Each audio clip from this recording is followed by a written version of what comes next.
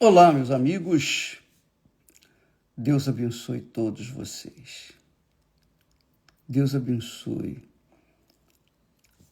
a sua mente, o seu intelecto. Você tenha ouvidos para ouvir a palavra de Deus. Jesus disse: quem tem ouvidos para ouvir o Espírito Santo, ouça. Quem tem ouvidos. Em princípio, todo mundo tem ouvidos, mas nem todos têm ouvidos para ouvir a palavra de Deus. Aí está a diferença. Então, quem tem tido a sabedoria para ouvir a palavra de Deus, obviamente vai receber a bênção de Deus, porque a sua palavra dá a diretriz, a sua palavra conforta, a sua palavra dá vida, a sua palavra traz fé, a sua palavra traz coragem, a sua palavra encoraja as pessoas. Então, quem tem ouvidos para ouvir a voz de Deus é abençoado. Quem não tem, vai fazer o quê? Não é? Bem, e por falar em ouvir a palavra de Deus, eu estava meditando sobre a nossa fé, a fé que Deus tem dado, tem distribuído para aqueles interessados, verdadeiramente interessados. Não só em resolver os seus problemas, mas viver pela fé, viver de fé em fé, viver da palavra que sai da boca de Deus. Porque é interessante você notar, amiga e amigo, que a palavra de Deus tem mandamentos, obrigações. Você tem que, se você quiser ouvi-la e dar ouvidos a ela, você vai ter obrigações para com ela, com a palavra, não para com o homem, mas para com ela, a palavra, para com Deus. Então, quem ouve a palavra de Deus tem duas alternativas. Primeiro, ela ouve para se moldar de acordo com a palavra de Deus, se disciplinar de acordo com a palavra de Deus, andar de acordo com a palavra de Deus. Então, quando a pessoa abraça a palavra de Deus, ela obrigatoriamente vai ter que atender aos preceitos, aos mandamentos, à disciplina que ela impõe. A palavra de Deus diz, olha, se tiverdes alguma coisa contra alguém, perdoa. Então, a palavra de Deus manda que a gente perdoe. Você quer dar atenção à palavra de Deus? Então você tem que perdoar. Nós temos que perdoar. Fazer o bem, não olhando a quem. Mas são mandamentos, são disciplinas do reino de Deus. O reino de Deus é uma disciplina, é uma ordem. E a pessoa que quer viver no reino de Deus tem que se moldar de acordo com a palavra do reino de Deus. Agora, a outra alternativa, que bacana, que legal, isso é muito forte, vai gostar muito. A palavra de Deus não só nos dá a fé para obedecer, mas nos dá também a fé para conquistar. Isso mesmo. Conquistar. Quer dizer, ela nos dá a fé para andar de acordo com Deus e nos dá a fé para a gente tomar posse das promessas. Porque a palavra de Deus tem as promessas, mas tem os mandamentos.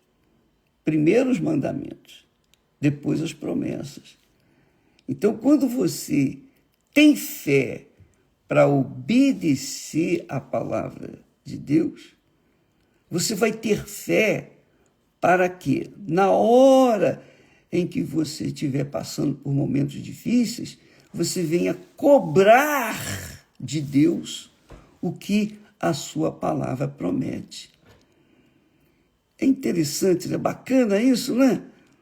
Pois é, Deus é muito bom, é maravilhoso. Ele dá, Ele abençoa, mas também Ele cobra de nós uma vida de acordo com a sua palavra, do seu reino. E isso é justo, é perfeitamente justo, justíssimo. Quando a gente casa, não é? Quando a pessoa casa, ela quer que o cônjuge venha se submeter à sua palavra e vice-versa. Mas também tem o direito de usufruir os benefícios daquele casamento. E assim é com Deus. Quem ouve e obedece à palavra de Deus tem o direito de cobrar também de Deus o que ele prometeu. Foi isso que fez Ana. Ana, ela vinha andando de acordo com a palavra de Deus. Chegou um momento em que ela estava no fundo do poço, então ela foi cobrar de Deus o cumprimento das suas promessas. Então, esse é um direito para todos quantos verdadeiramente creem. Não é crer como Maria vai com as outras, não. Crer é se sujeitar à palavra de quem crê, de quem se crê. Você crê em Deus, então você se sujeita à palavra dele. A palavra diz dele, perdoai, então você vai perdoar. A palavra dele diz, se o teu inimigo te der uma bofetada numa face, dá-lhe a outra face. E assim sucessivamente. Poxa, isso aí é difícil, bicho, é difícil. Mas também, se você tiver um problema impossível, você tem o direito de cobrar de Deus aquela impossibilidade, como foi o caso de Ana, que ela era estéril. Então você tem, num momento difícil, você pode cobrar de Deus. Oh, meu Deus, o Senhor disse que tudo é possível àquele que crê. Eu tenho crido na tua palavra. Então agora eu quero vê-la se cumprindo na minha vida. Eu falo isso por vocês porque eu já tive várias experiências assim, porque na hora do vamos ver, do sufoco, então eu cobrei de Deus, eu cobrei, isso mesmo. Eu tive audácia, coragem, petulância para cobrar de Deus. Mas quem me deu essa petulância, essa coragem, essa audácia? Foi o próprio Deus. É o que está escrito, que Deus é o que opera em nós, tanto querer como o realizar segundo a sua vontade. Então, amiga e amigo, por isso Jesus ensinou uma palavra maravilhosa, digamos, uma parábola bacana, um ensinamento precioso. Ele disse que o homem que ouve a palavra de Deus e pratica é semelhante ao homem que edificou, construiu a sua casa, que é a sua vida, sobre a rocha. E vieram as chuvas, as tempestades, e bateram com ímpeto contra aquela casa, ou seja, contra aquela pessoa, contra aquela vida. Ela resistiu. Por quê? Porque estava fincada, alicerçada na rocha, que é Jesus, a palavra de Jesus. Mas aquele que ouve a palavra de Deus e não pratica é semelhante ao homem insensato que edificou a sua casa sobre a areia. O insensato não pensa. O insensato só anda, só age de acordo com os sentimentos do coração. O insensato é um enganado, porque ele está sempre dando ouvidos ao coração, à voz do coração. Então, quando a pessoa edifica a sua casa sobre a areia, que é o insensato, ele pode construir a sua casa com rapidez, rapidinho, sem muito esforço. Só que a sua casa não tem estrutura para suportar o vento, a chuva, a tempestade. Não tem. Então, quando vem as rebordosas da vida, que sempre vem, então a casa desabou e foi grande a sua ruína. Então, amiga e amigo, nós aprendemos assim com a palavra de Deus que ela nos dá obrigações, mas também nos dá o direito de cobrar as suas promessas. Isso é muito precioso, porque vai depender de cada um, não é? Vai depender de cada um. Quer dizer, a sua vida vai depender de você. Não, bispo, a minha vida depende de Deus. É claro que depende de Deus, mas se você não depender dele, e aí? Você tem que depender, sim, da palavra de Deus. Mas se você não depender dele, vai depender de quem? Mas, se você depender de Deus, você está pronto para obedecer a sua voz, a sua palavra. E praticar. Na hora da dificuldade, você também tem o direito de cobrar as suas promessas. Então, tem os benefícios, tem as obrigações, mas também tem os benefícios. E quem decide é cada um de nós. Então, é bacana porque Deus, ele nos dá o privilégio de optar, de escolher, de acertar na vida. É por isso que Paulo fala que não erreis. Não erreis. Porque Deus não se deixa escarnecer por ninguém. Tudo que o homem semear, isso também ceifará. Se você semeia obediência à palavra de Deus, você vai ter o direito também de cobrar de Deus as suas promessas. E eu me lembro, o papai, né? O papai era muito rigoroso. E eu lembro que o meu irmão, ele estava sempre apanhando do papai, porque ele era rebelde, ele era muito levado. Então ele apanhava. Eu que fazia?